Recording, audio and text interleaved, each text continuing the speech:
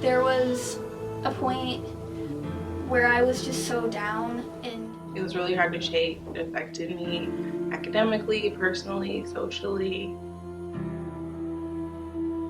I ended up attempting suicide.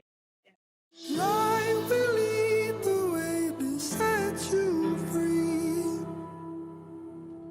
So I'm only looking for a little peace. And when the night falls, oh, call on me. Just don't forget to show me some mercy. I'll be graduating next month, but I originally started school here in 2005, and around my sophomore year I started having some serious issues with major depression.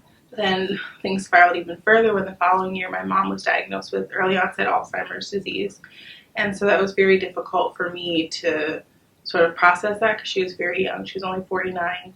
I was away from my family. I was an out-of-state student. And so I felt a lot of guilt, and so that sort of deepened my depression even further.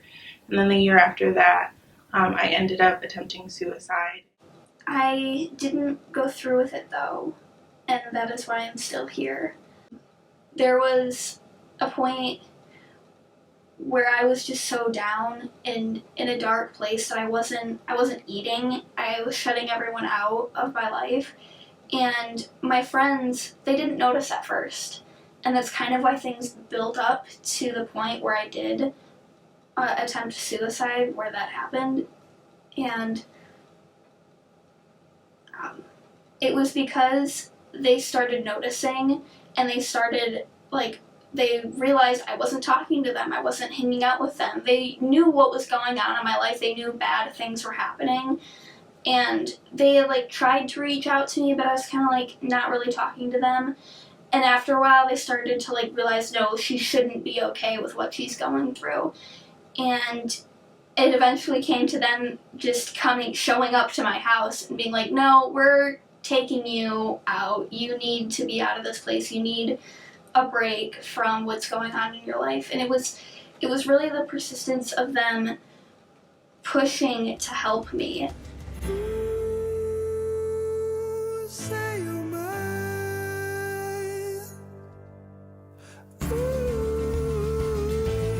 Take me high. Shine a light on me. Shine a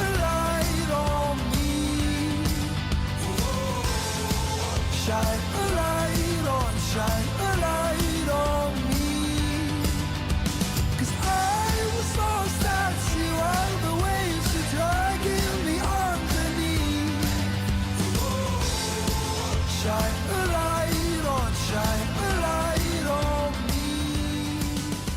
So I'm really grateful that my story didn't come to an end 7 years ago, because it could have. And so it's so important to have friends and family and resources that can shift you in the right direction when you're feeling like you want to take your life or that you want to harm yourself. I like to tell people I have a tattoo of a Celtic cross on my back, and I have it at the center of my back, and I always tell people it's like my backbone. It is my strength. It is where my backbone literally is, and it is a reminder that I'm not alone.